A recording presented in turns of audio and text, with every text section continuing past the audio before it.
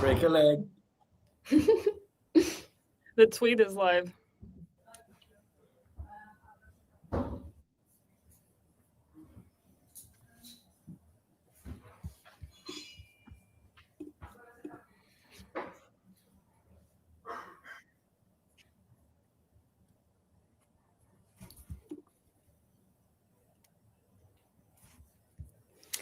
Hello, hello.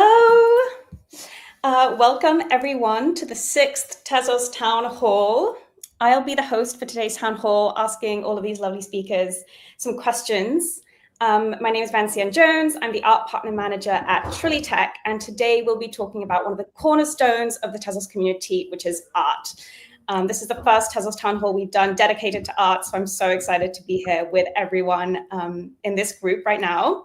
Alex, I'd love to hand over to you to say a few words before I kick off with a bit of a recap of what's happening in the last few months. Thanks so much, Vincian. Hi, guys, for those tuning in now live or listening to the recording.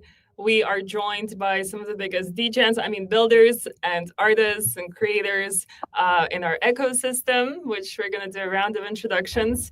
And I just want to say I'm super fortunate to be here today, and I look forward to the conversation. Thanks, Alex. So before we kick off, just a quick recap of what's been going on in the past few months in the Tezos world of art and more generally in the Tezos ecosystem. So back in December, Art and Tezos took over Miami with 5 events, 60 plus artists featured and 6 curations.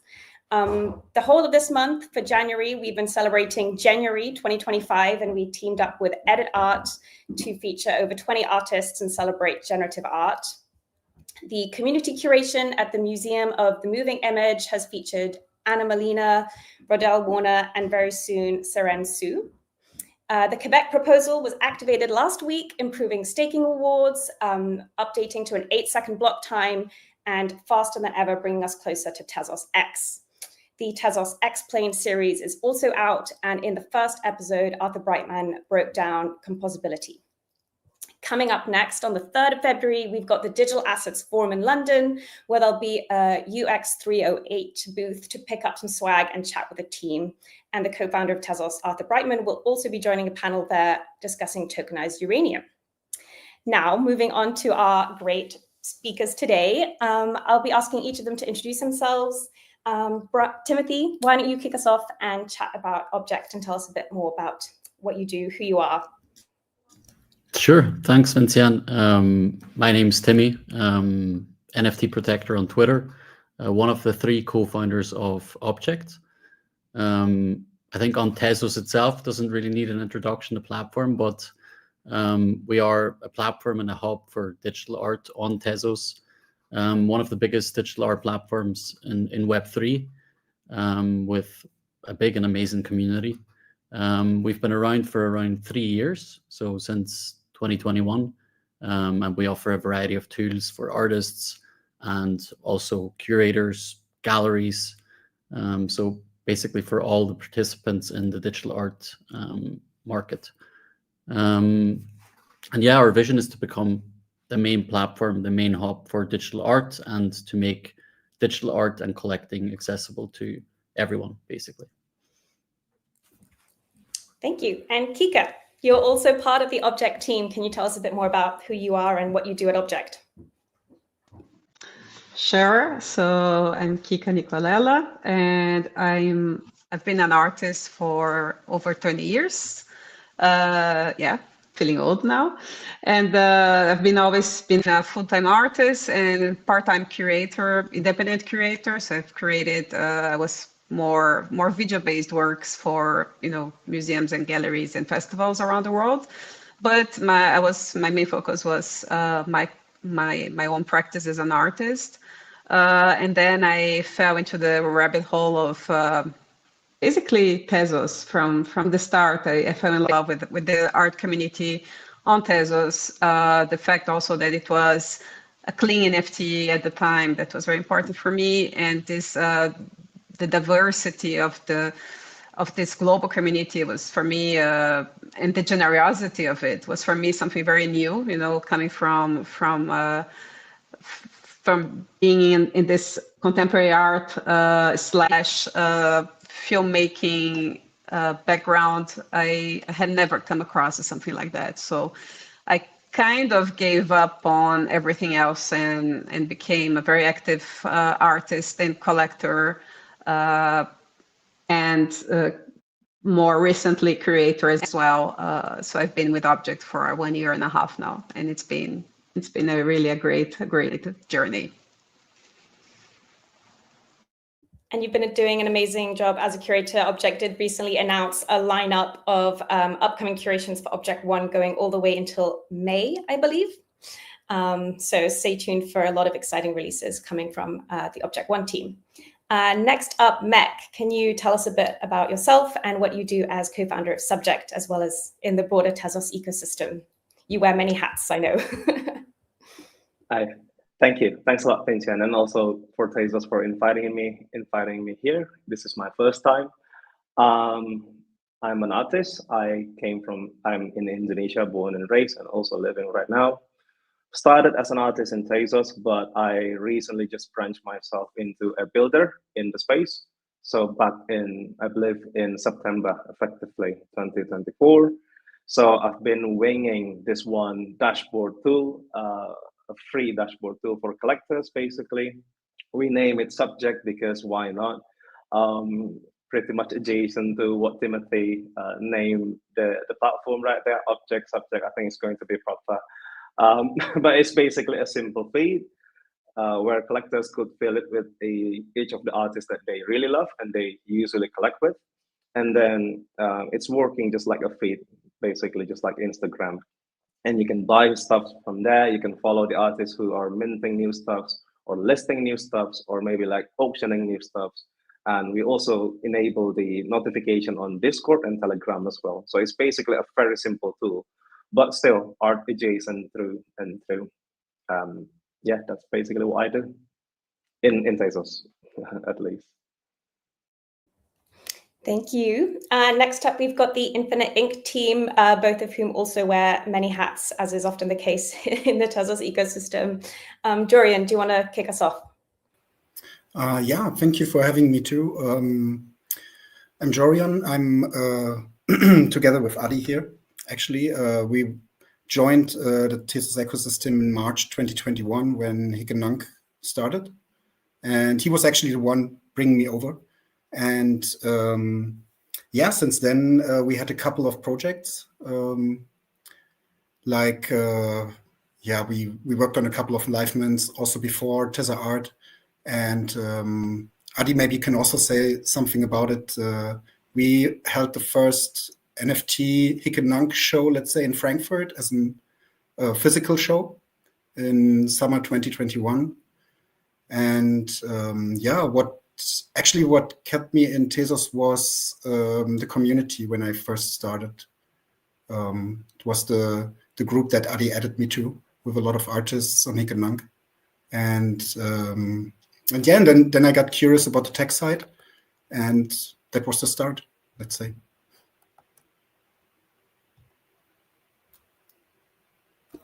Amazing. And Adi? Hi, I'm Adi, also Phil. Yeah, as Jorian said, I basically got into the whole NFT thing a bit prior to that, and of course we didn't know about Tezos yet, and I was at Super Rare, and I didn't want to mint because Memo Acton came out with this, Tezos, we have to, POS, no more proof of work. And so I got kicked out from Super Rare, and the first minute when Mario Klingemann said, "Hey guys, there's something here on Tezos," that's the first time I minted. Like, I think my mint was number 1,000 or something on the Hikenunk chain, something, and it was a great experience, And since then, we've actually been on Tezos the whole time, Jorian and I, doing a lot of things, doing physical exhibitions first, and then moving on to like learning smart contracts, how the way things does, and then yeah, we launched also in beginning of 2022. I think we launched 8Scribo, what was our first platform. It was an on-chain haiku mintery, and yeah, that was I think the first real application that we brought beside of the Ratata gallery. Yeah, what we Tezos. specialized from 21 to now, what we specialized was actually just trying to bridge the gap between the physical and the online. That's what we wanted to do with Ratata Gallery. Just go out there, like educating the people. Hey, digital art is here right now. It's here. Like we've had digital art all the time, but now it's arrived. It's there to be seen and to be had, So that's basically what we've been doing the last 3 years. And so now last year we've done Tezos art, and then this year we're jumping on the infinite ink train.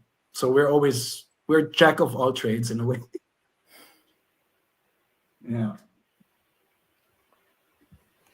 Thank you. And now you've all hinted a little bit at how you got into Tezos, how you discovered Tezos, etc. But I want to dive in a bit more into those stories, because I'm sure there are loads of interesting stories into who introduced you to Tezos, how you came across it, etc. Adi, you've already hinted at it. But let me first zoom out a little bit and talk more broadly about digital art. Alex, I know you've been in the digital art space for a long time. How did you get started in this world? We told everyone today that we should stick under 1 minute, so I know it's very hard. And maybe I can carve out a separate moment to say everyone here today has been doing an incredible job building on Tezos and beyond. We understand Web3 is a very big ecosystem, so just super thankful that we all kind of found each other. And I would say ever since I started in my role since April, we have all become I hope I can say family, because we've been working on so many projects and so many people that are not here today, and hopefully we'll invite them for the next town hall. Personally, I started with digital art when I was 12, and I was obsessed with Photoshop, and I made artwork called Robot because it came from Czech language. It was the words robot comes from Czech Republic. So I thought, haha, that's funny. I'm kind of partially Czech, so I'm going to make a robot as my first digital artwork. But obviously back then in 2002, it was like NFT and all that didn't exist. So fast forward, I think .art domain, when we launched the .art top level domain, I was leading growth, and we long story short, supported many digital initiatives. I met Raphael Rosendahl, I met Rhizome, and I just fell in love with digital art. Again, fast forward 4 or 5 years, NFTs come about, blockchain comes about, and it was a natural marriage of the two. So I hope I fit within 1 minute. Yeah, that was an impressive zoom through your relationship with digital art over the past few decades even. Mek, what about you? I know you're an artist as well, a designer. How did you fall into digital art? So yeah, in Indonesia, we don't have really much choice in our career. I aspire to be an artist, of course, just like many others, like creative child, back when they're like 5 and like 6. But in Indonesia, things got really realistic very fast. So back in high school, I already noticed that, maybe there's no livelihood in art, especially in here. So that makes me a little bit distant from the fine art. So I found myself in design. It's still adjacent to art, right? But it's, still worlds apart from fine art to design. And getting into design made me hating fine art in a strange way, because I encounter the fine art people in my college, in my campus, and we talk about many things, and I realized, oh my goodness, this is really different, a different world, and I really have to be realistic on how I approach things, like how I do want to be alive in the next decades. So it makes me a little bit, maybe not hating, but perhaps much more indifferent to the fine art world. And then it made me void for 9 years, I believe, not making any art for myself. And then I found Tezos in COVID. So right after the Terra Luna collapse, I don't believe in the NFT world, because I do know, in my opinion back then, that all of them are just Ponzi. But after the Terra Luna collapse, I've seen it for myself, with my own eyes. Like the community in Tezos is still alive and well, and I do believe, there must be something really special in here. So yeah, it really got me hooked. introduced by my partners, two of them. We've been together running the studio for 14 years. That's my in real life business. So yeah, in here for good. You can as well say that one. Thank you. And what about you, Jorian? Yeah, my introduction into the Tezos art scene came with Hic and Nunc, actually. Adi brought me in. He one day he got around and said, like, here, you really need to check out this website, and yeah, it got me. And then I was actually curious about the tech side of it. So because I'm a developer, in the past I was working with mostly with databases, let's say, and also with Adi together we worked for an escape escape room company, let's say. We created games with microcontrollers and stuff, and that was also the part why what made it easy for me to get into Tezos smart contracts, because I was working with Python a lot in the past. And then when I started with Tezos, I found SmartPy, and yeah, it was super easy to get in, to be honest. And yeah, that I think it was 2 months right after Hic and Nunc, we had the first exhibition in Frankfurt. A friend of Adi has a gallery here, and we got to him. We showed him Hic and Nunc, and he was hooked, let's say, for the art.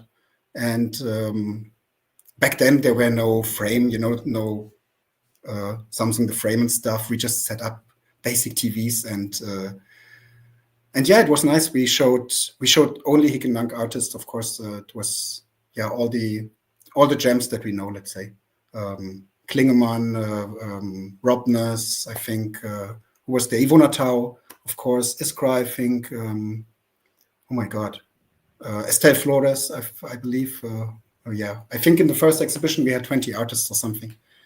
And after that we continued. We did a lot of exhibitions here in Frankfurt, and also we went to Berlin. We were part of the NFT Positions team in Berlin, and then and on the side we were always creating new stuff, like the Eidskribum Haiku-Mintary. And maybe you remember from last year, sadly Hoxet is not here, he also created with us for Tezos Art the artwork The Frame, where you were able to mint certain work for only a certain amount of time that was related to the real world. So if in the real world somebody minted, the artwork changed and it was not mintable anymore. There are actually a couple of other projects. I don't know if it makes sense to list them all here. We could get to some more projects in the next few questions. But Adi, why don't you tell us a little bit more about your journey into digital art? And I could see you, based on what Jorian said, you were already onboarding people quickly as soon as you discovered Tezos. But did you have a journey into digital art space before Tezos, or was that your introduction to digital art? Definitely. We grew up in a generation with video games and everything. I probably had the first Nintendo at home. I'm a bit older. But the whole digital art scene translates so well in this age, and now with the NFT, with everything, it's sort of, it's perfect for us, or people in my age, where when I was 12 or 13 thinking about these things, and now they're happening. But I've never got serious into digital art. I think the time started when Twitter, I don't know if anybody recalls Plotter Twitter. It's like the precursor to the NFT Twitter, wherein like you got people like also Klingemann, all the others, Julian, just sharing code, sharing art code, and and that's where I learned slowly how to get into this, like coding and all that, and just being in the background. And then later on, it became like 2018, 19. That's when the time when generative art, the first GANs, and that's what caught me.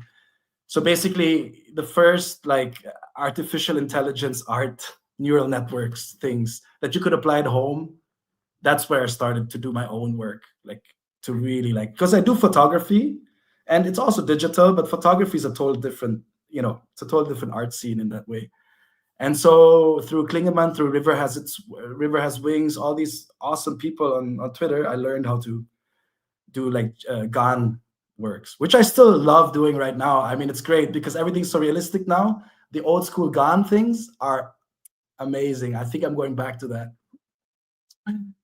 So yeah, that's my journey usually. I mean, Jorian already told the stuff that we've been doing. We just love art, and when NFT came around in the Tezos thing, we started proselytizing on the street. You know, we went to every gallery we knew, because Frankfurt is a small scene, especially the private gallerists.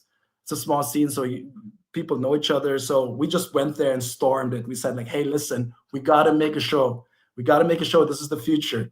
And one of the guys who we're still working with in Berlin said, yeah, why not? And then so the FAZ came over, Stuttgarter Zeitung. It was really great for the German press, you know, because they were saying, what is this bullshit? This is all hype. It's no money. And we loved it because everybody started coming to the gallery and telling us, this is bullshit. What is this? You know, that's not art. That's not art, you know, and then we loved it. We loved it.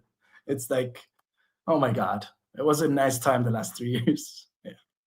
Sorry, short answers. Oh, I do want to say one thing. Our first show, I want to thank Alex, because we got Robness to show because of Alex. Because I asked you, Alex, right? If you could ask Robness to show, it was great. So thank you for that. Oh my God, that was so long ago. I also remember we did this thing like 99999, because there was this like 1 million hen thing, and then it was only like 1% of artists being sold. So we started the 99999 thing. Yeah, me and Adi go way back, like the first month of Hiketnunk. Yes, the first month, like everybody had their ideas, like what do we do? What do we do? What do we do? What's the next best thing? What's the next gimmick? You know, that was so much fun. Yeah. Okay, short answer. Timmy, what about you? How did you first get into digital art? Yeah, so for me, the perspective has always been from a technical one. I think, you know, growing up with computers and always being into computers, my background is in programming. So I've always looked at it through that lens. I mean, when I was younger, I did some music. I played around with digital music creation, programmed some games, but never really that much into art itself. I think the first touching point then was similar to what Adi just said, GANs, specifically through my interest in studies in machine learning AI. So I was exploring, I mean, like the concept of a GAN just blew my mind, just from a technical perspective, like that sort of, but tug of war between the two models. And then what came out of the visuals, it was just mind blowing. And then exploring that led me to, you know, a lot of the people you would know about who are utilizing GANs artistically. So that got me into that. And I think later then, the concept of long form generative art, as it was introduced in art blocks, that really intrigued me again from a sort of, artistic and conceptual perspective. But then in the end, I think Hiketnunk is what really got me into it, because for me there, it was the first time I made a transaction on chain that I felt really made sense in you know, every respect. Like, because I used to work as a consultant in blockchain, and we did loads of projects. Most of them, they didn't feel authentic. They felt like it was just for the hype, or you know, Ponzi schemes.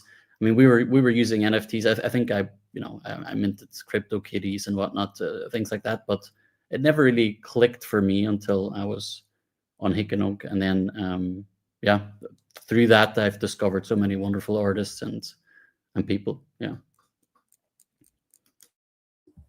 I love everyone sharing their individual journeys. Kika, we haven't gotten to you yet. How you've been creating digital art for years and years. How did you first come across it? Rapid fire answer for this one.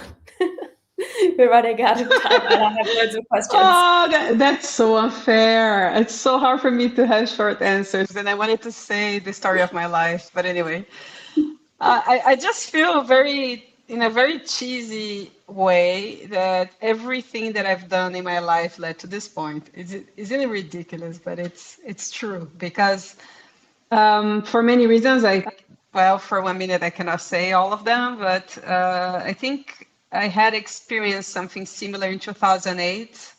I mean, the journey of an artist is very lonesome somehow. And in 2008, just before Facebook, there was Art Review launched a kind of a social media. And through that social media, I got hooked in the idea of connecting artists from all over the world in projects. And I created this very large, and that spanned from 2008 to 2020 project involving video artists from all over the world, and connecting this idea of connecting artists and using social media to actually foster collaborations. That was a very impactful experience in my life, and that's how I became also a creator.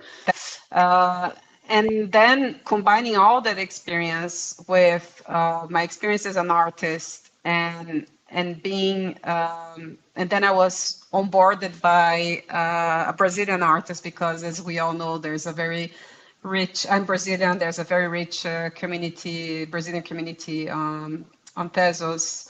And he gave me a 15-minute speech, and then I understood it all, because I was looking at the whole NFT thing and I really wasn't interested at all, looking at the, all the PFP and big sales on Ethereum, and I didn't relate at all to that. But when he told me about the mutual support and how this global community was contaminating each other, then I think even without putting my finger on it, I understood that it was made for me, that I would be happy there. And I started experimenting, and remember, I thought, okay, I'll just collect just to understand what it means to collect, because I couldn't understand it. And then I got completely,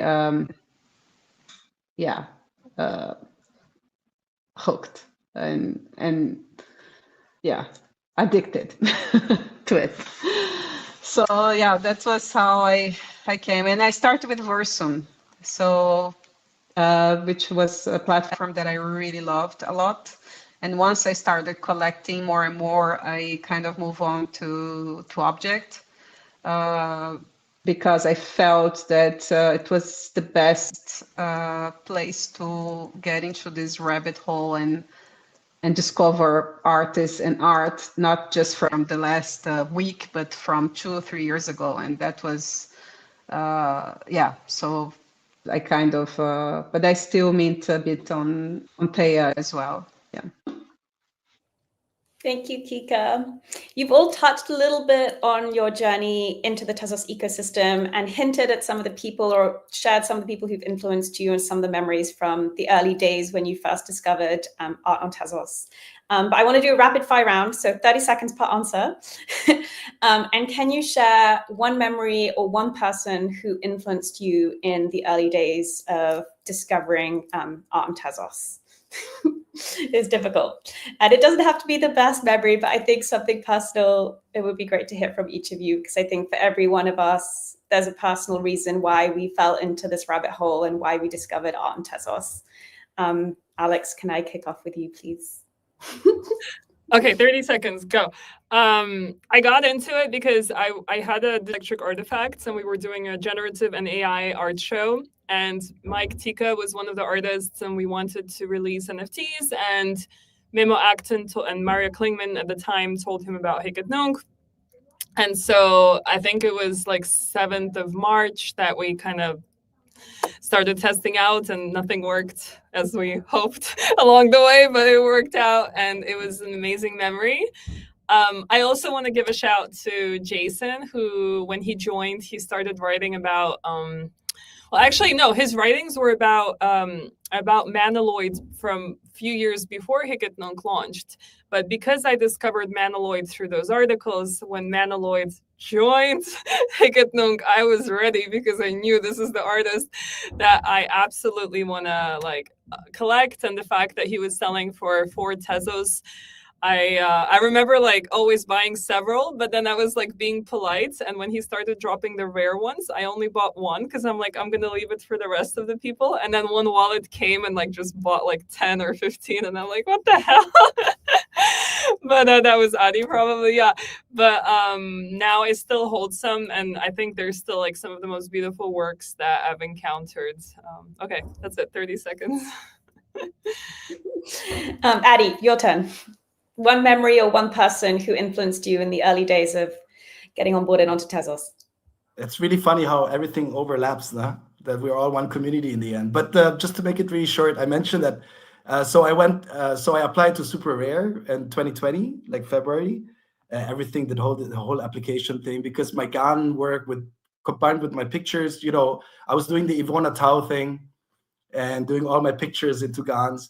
And then I heard Memo Acton, that was in June 2020, I think. He was like, don't use proof of work, this and that. It had this whole, you know, it was a big fight, like in summer 2020, I think, or at the end of 2020. And so I refused to mint on Super Rare. And so after 8 months, they kicked me out because I have to mint something. I said, like, wait, I'm going to wait till it's proof of POS, you know. And they said, we don't know when it's going to happen in Ethereum. Fine. Next thing you know, Mark Klingemann, of course, tweeted, hey, guys, I found something, you know. And that was the early Hiketnunk. I remember the first, like, how it looked like. That was like 7th of March or something. And it was like, what the hell is this? And then after a while, this whole, like Alex said, this whole wave started. Like Mike Tegan and Manolo, of course, all these artists just minting there without us knowing it, like just figuring out and finding it. That was amazing. That was a great time. I want to add on that point. This is how the generative art community actually and the whole movement really started on Tezos, because it was Johnny Lemercier published an article in February 21 where he was attacking Nifty Gateway, I think it was, and all these other platforms for still using sort of like non-energy efficient blockchains and how bad it is. Then Memo Acton created a website where you can actually measure amount of energy used per mint. And then he published the database of alternative marketplaces. And Hiketnunk I remember that Excel. And so all the code base, like Gene Kogan, Mike Tika, like all the legends, basically, it's, a lot of them, and Tyler Hobbs was one of them, like they started on Tezos because it was that alternative. So it did bring a lot of famous artists in that wouldn't have joined otherwise, thanks to this alternative narrative. What happened after, like the way that narrative was spinned is a whole other thing, but it came from grassroots, from the artists, from like the creators that were advocating for a cleaner alternative. And that's part of the DNA. And a lot of Mario Klingman's early work is actually joking about all these things. True. 100%, I concur. Okay, next up is Mech. I know you joined a little bit later on, but how did you get onto Tezos, and what's one key memory, or rather what's key memory or key person who influenced you? Yeah, sure. I'm joining. I think I'm the most junior, I think, in all of the people in here, I believe. I joined in August 2022. I think the key moment was my partner, so Tito and Spirosi. They told me about this one platform. Hey, Mac, have you seen this one? Because they know that I'm really big back in the days because I design things, right? I'm a graphic designer. I'm really in love with this one old blog about visuals named Found. So it's with a lot of F on the front. So like F, Found. And then also the Cargo Collective movement back in the days when they were just, really, really, really young as a website builder, as a community even. So got interested in that one, and then I've seen Theia and I've seen Object, and immediately it clicked to me because it felt like I'm using Behance or Dribble, which is something that I'm really native into, making my graphic designs, and also like Behance. And I think the key moment on those interaction is that the ability for me to talk with other people, so communicating with the other artists, the other graphic designers in Dribble and Behance, and on Tezos, it's much more amplified. So I'm really glad that I found the community, of course. But what really hooked me in is the UI UX, to be honest, of Thea and also the object, because it's really similar, or at least like have the same kind of atmosphere back from the Found blog and also the Cargo Collective movement. So because I'm a visual first person, I'm also a developer right now, but I'm still like on my roots. I'm still a visual person. So yeah, hence Tezos. So it's much more personal. I don't really know about the legends, unfortunately. So really thankful to learn about these things from these veterans. Kika, you've got 30 seconds to share one person or one favorite memory from your early days getting onboarded onto the wonderful world of art Tezos. I refuse to say one. No. We have loads of other questions.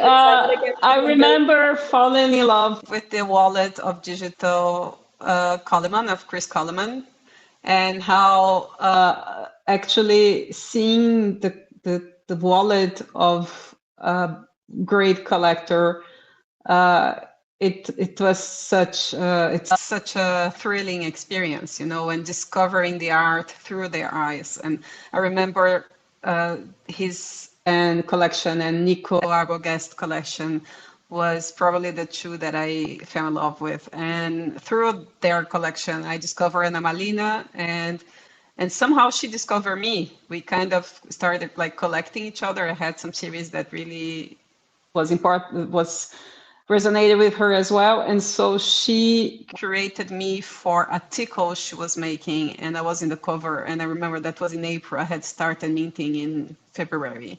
And I think, so that was kind of really in the beginning of my journey. And it was a big impact for me, being part of that and of what the tickle was doing at the time as well. And yeah. And I just have to say about Urban Drone, the day he told me was like my first month, and he said, I love your art. I'm going to send to a few collectors I know.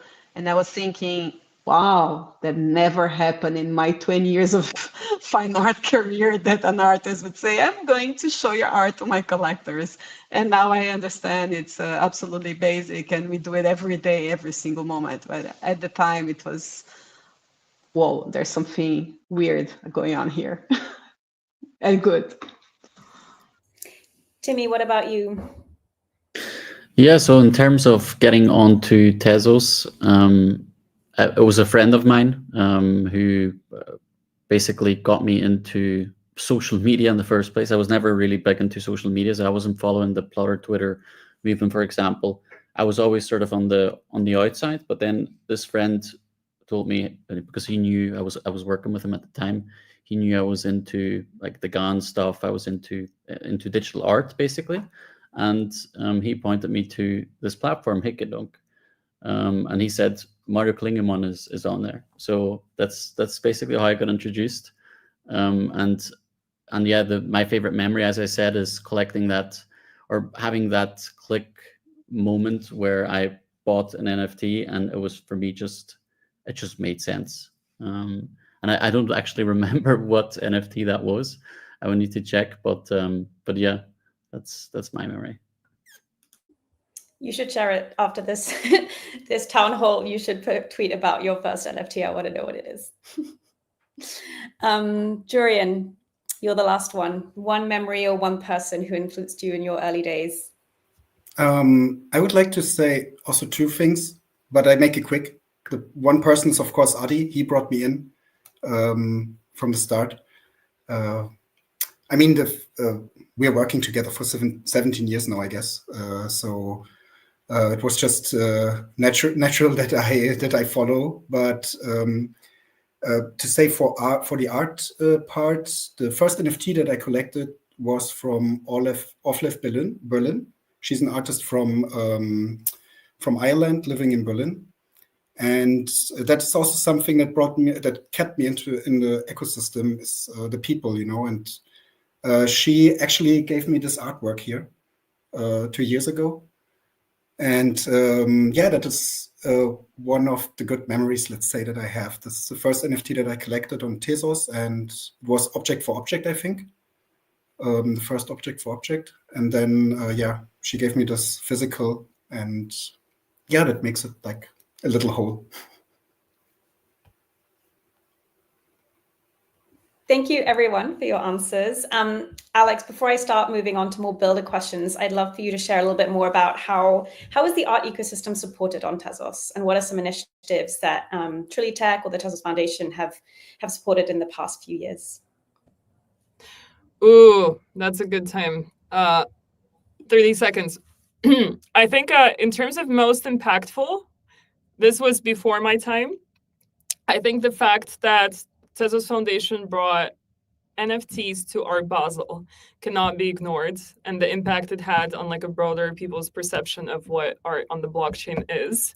Because I'm sure, judging by the headlines, for most people it was PFP pictures, and I'm sure for some people it is now. So that was I think that was a massive investment in education, not just for art on Tezos, but for art on the blockchain as a whole. And that was in Miami, Hong Kong. And then I think residencies, like bringing proof of people on board at a ton of artists in the space, which was heavily supported by the foundation.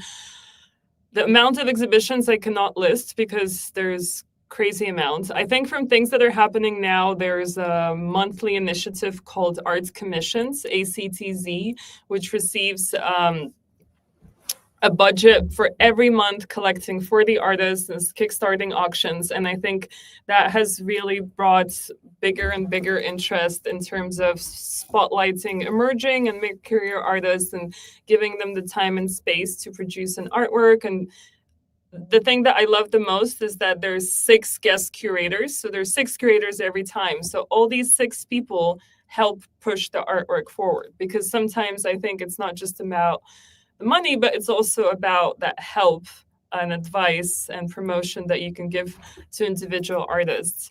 Something exciting that I think we're going to talk about in the end is the plans for Paris, which I'm not gonna reveal just yet. So I'm gonna pause there. I want to get onto some questions about building. We've spoken a lot about kind of the start of your journeys in the Tezos ecosystem, but I also want to think about the future and what you're working on right now. So Mac, can you tell us a little bit about, you told us a little bit about what you're building with Subject. Is there something that what makes you excited, I think, about being a builder in this space? And is there a specific feature that you're working on that you're particularly excited to share with the world? Yeah, I think like any other builders, I believe in Web 2 or Web 3, to have like a ready-made audience is a giant blessing, you know, and to have like the ready and really battle-tested audiences in Tezos, you know, in their interest in art, and to be able to sustain it for such a long time through, you know, like so many turmoils. I think it needs really a trophy for that one, I believe. But yeah, I think it just makes sense for me and Jack. Shout out to Jack. He's the other half of Subject, so he's the co-founder of the Dogodog Lab that I'm creating to make dApps in Tezos and also in other ecosystems as well. And you don't see many communities like that, I believe, in other blockchains. I'm not like exclusively Tezos. I also mint in Ethereum, L1 and L2, and also I mint in Solana, and I have a really sparse amount of artworks in BTC as well, in Bitcoins. And yeah, obviously, because I'm really biased, Tezos is my native blockchain, the first place that I started. But if I really want to select what community really are focused in the artworks or in the art or in the creation itself, well, Tezos is one of the best, if not the best out there. So really keen to build something forward in there. I have Subject 2.0, because what we have right now on the current version is still on the open beta. We are also working and already launched Banddoc 2.0, which is going to be what we're going to use for our infrastructure in our future dApps. as our analytics baseline on our other applications as well, and also making some games and maybe like fun little social medias. Yeah, so that's the plan, at least for Q2. Yeah, at least for Q2 2025. That should be realistic. Jack and I are really fast, and we are very efficient and well disciplined. Yes, yeah, I that's it. am consistently blown away by how quickly you roll out new features and also how many ideas you both come up with. It's very impressive, and I'm really excited to see what's going to come out in Q2 of this year. Jorian and Adi, I know you're building Infinite Ink kind of in its infancy, a bit more on the stealth mode side at the moment. You've been working on a few custom projects recently with Agoria at the end of last year with a generative music project. What makes you excited about building in the space? And can you tell us a little bit about what's coming? Jorian, do you want to start with it? Or if you're okay. No, please start. I'll start. So we've been doing a lot of we do a lot of work with galleries and a lot of like specified, let's just say customized how do you call it? Customized requests. And so we're gonna take those customization things to maybe a next level. And we can't really talk a lot about it yet, but in maybe 2.5 weeks, we'll have a definite answer with everything. We'll have it presented for everybody who's listening and watching right now. But what I can say, since we worked with Agoria was it last year? Yeah, last year technically. Things have been going great, and we want to open up Tezos or so that everybody benefits. So we're taking a route where we can bring in more people on the fine art level, and we have something brewing, cooking up. So in 2.5 weeks, everybody will find out. But Jorian, do you want to say something more to that effect? To be honest, I think that's actually that's a good roundup for e-ink. I don't want to say too much right now because there are also some other things that I would like to talk about as a builder. And e-ink is more, it will be revealed, let's say. Building the hype. Oh my God. I heard through the grapevine it's towards self-sovereignty for artists. But I do know, Joe, that you have so many hats you wear. You're a contributing builder at Teia. You have tester art. You build custom special projects. Where do you want to start? First with Teia, I'm working for Teia Cafe. I just contributed a little for Teia right now, but not really. But I'm working with Ryan for Teia Cafe. That's the one thing. Actually, I would like to talk a lot about Peoples, if that's okay. That's a PFP project on Tezos L1. It's created by the Pole team that I'm part of. And it's basically an upgradable PFP where you get you mint your PFP, and later on you can apply new traits, and you can apply EXP, experience points, and the PFP is leveling during the time. So and then I also want to shout out the artist. And the PFP is not launched yet for all our viewers, so please stay tuned. One day it will launch. Just text the test poll people. Just annoy the test poll people. Tell the test poll people, launch it, and they'll do it. Yeah. But what I want to say about Jorian is that if nobody knows that in the last 2 years, anything except for on the object.com side, all the other stuff all around, Jorian has a hand in all the customized smart contracts and everything from vertical crypto art the last 3 years. I mean, you were there for 2 years, right, Jorian? Vertical crypto? Mm-hmm. Yeah, and all the other customization smart contracts. I mean, Jorian probably has a hand in that. So he's just quiet, but he's everywhere, which is funny. Yeah, I try to hide a little. But for Peoples, let's say that's there's an artist. His name is Daniel Ponto. He created the peoples and all the traits and stuff. There will also be collab traits. I think one is from UMac, right?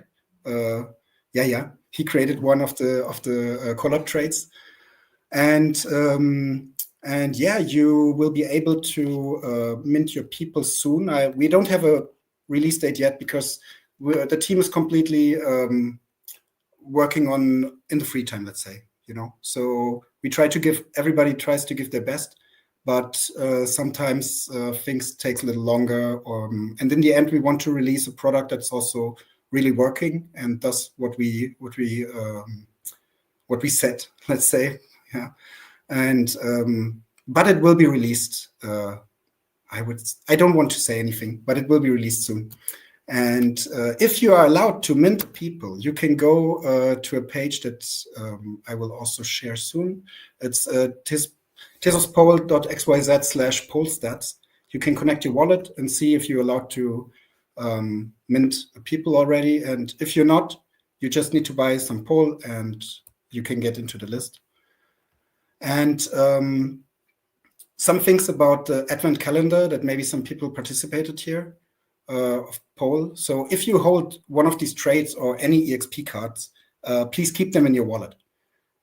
Once we release peoples, all of these traits will be transferred into real NFTs that you can apply to your people, and the EXP cards will be transferred into real EXP that you can also apply to your PFP to level it up and stuff. So stick to them. And yeah, that's actually a little overview. There's something I want to share with you that also Sutan recommended me to share, because peoples is not only going to be in PFP, and it's also going to be a real life asset in a way, because right now this is the first 3D printed people. This is my people, yeah. And in the future, everybody will be able to print their own people. We have no idea right now how the whole structure and price and whatever will be there, but it's one of the features that we also will implement into peoples. So yeah, that's it actually from the people's side.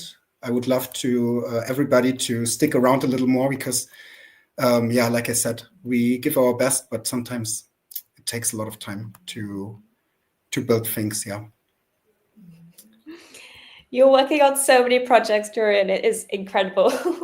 But moving on to Object now, I think 2024 was a big year for the Object team. You released the galleries feature, which saw a number of different galleries onboarded onto Object to enable them to do their own curation.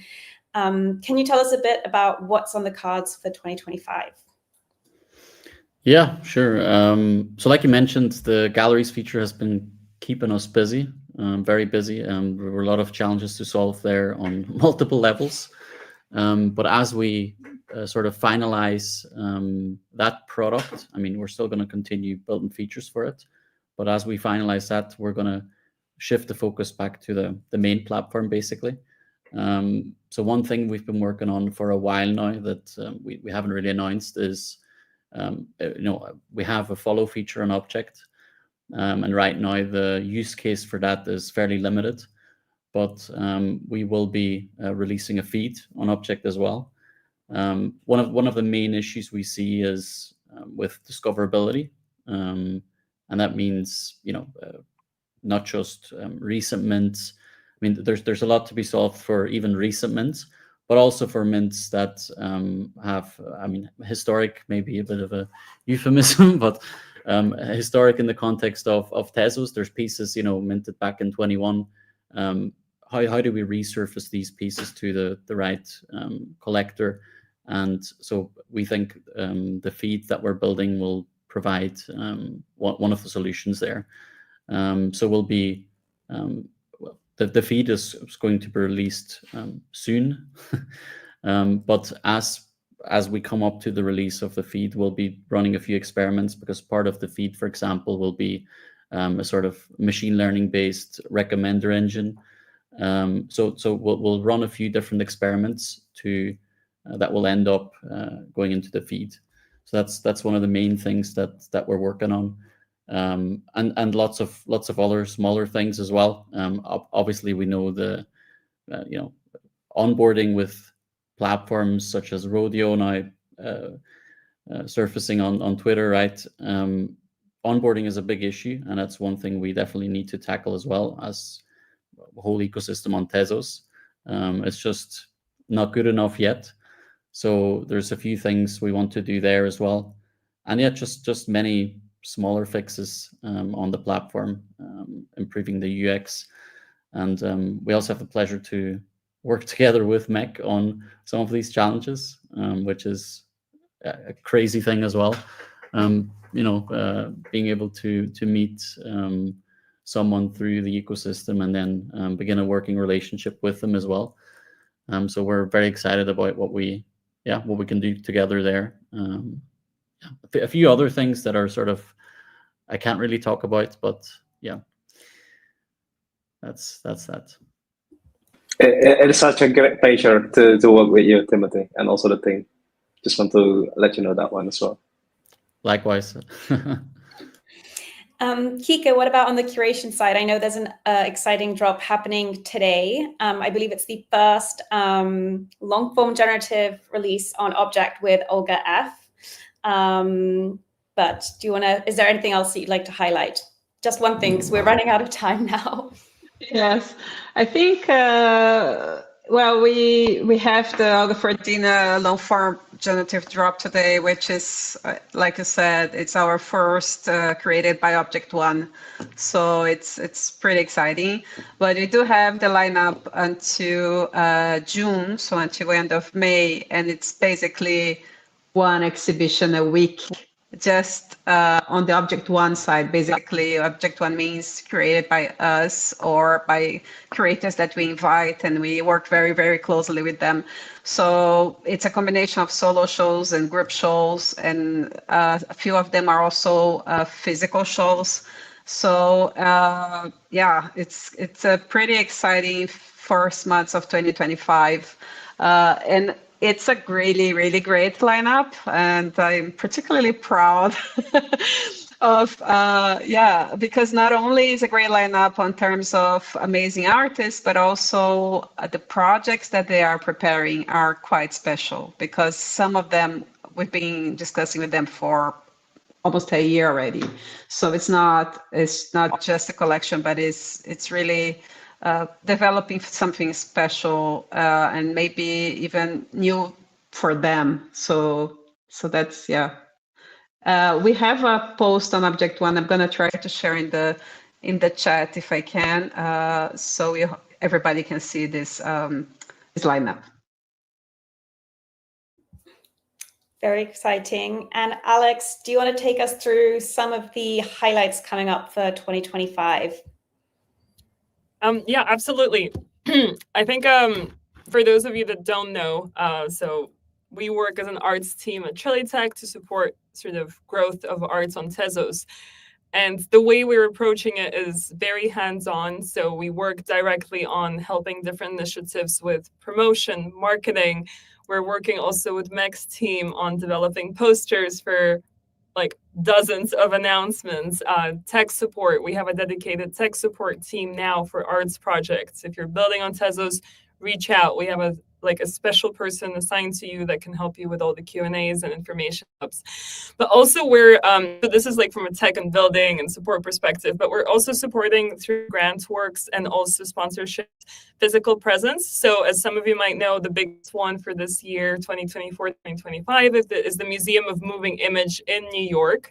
So one teaser I can share is on the 6th of March, we'll be in New York City for a very special panel discussion for the upcoming project that will be unveiled starting in March. Vincian can talk a bit about immediate February plans, but I can take us up through a few more months forward. So we are supporting Neutro from Argentina, a Latin American collective of artists for the whole year of 2025. So stay tuned. They've been very active on Object already. So this is another very exciting news that we can officially tease out. We are also going to be present at NFC Lisbon, We have the Digital Arts Mile with a very special project during Basel in Switzerland. We are going to be in NFT NYC in June, and also just recently announced TezDev, which is coming to Cannes during ECC this July. And it's going to be incredible because this time Art on Tezos will also play a very big role. So I'm not going to hype it too much. And okay, fine, one more teaser. We're also speaking to Primavera festival that's happening in Florence. So that's another very big one. And a million other things, but I don't want to like overwhelm you too much. So there's definitely a lot going on behind the scenes, in addition to sort of like the day-to-day coordination that also very often Vinciane takes care of. I think a lot of people don't realize the amount of legal work that sometimes is involved in these partnerships, the amount of tech support when it comes to especially museum work. Oh my God, you guys don't that side. But it's all at the end of the day absolutely worth it. And I'm going to pass on the words now to Vinciane to talk a little bit more about the Paris plans, because that's quite a big one as well. So as many of you know, NFT Paris is coming up on the 13th and 14th of February, so just in 2 weeks' time. And we have a lot planned. So at NFT Paris itself, there will be 2 booths featuring art on Tezos or Tezos-based projects. We have Suten curating an amazing show called Incilio, featuring A.L. Crego, Cham, Udo, and Spogel. And we also have Paintbox, the Quantel Paintbox from the 80s, traveling to Paris, and you will be able to try it out for yourself in Paris. So make sure that if you are in Paris on the 13th and 14th of February, you head to NFT Paris to check both of those booths out. Also, NFT Paris will have Arthur Brightman speaking on the RWA stage. He will be talking about tokenized uranium in a panel called Tokenization and Asset Management, Unlocking the Power of Real-World Assets. And lastly, as a side event during NFT Paris, to have some fun, to listen to some interesting panels as well, we have an event coming up at Artverse, featuring 3 amazing partners. We'll have World of Women on the top floor talking about their manifesto, empowering women in technology and women in leadership roles. We will have Scenes curating both a mix of physical and digital artists on the ground floor, and on the lower floor we have a curation by Cyberforms, which will be announced in the next hour. So stay tuned. And so thank you everyone for your time today. It does definitely feel like we could speak for hours and hours. Those listening in can't see our private chat going on in the corner, but we have been discussing the fact that we could keep going for 24 hours, but we'll spare you that for now. But maybe in the future, we will plan something fun. So thank you everyone for sharing your Tezos journey, sharing, I think, all the wonderful connections that you have all made through the journey. I think it's been really heartwarming listening to you all speak about, I think, our collective passion for both digital art, for artists, for building things in this space, and for the wonderful community on Tezos. And it also sounds like all of us have very, very exciting 2025 plans. And so I can't wait for them all to be unveiled. There's been a lot of teasing today, but in the next coming weeks and coming months, more will be revealed. So thank you everyone for joining us today. Thank you to all the speakers for your time, and I'm sure we'll be doing another one of these in the future. Thank you. Thank you. Thank you. Thank Thank you. you everyone. Bye.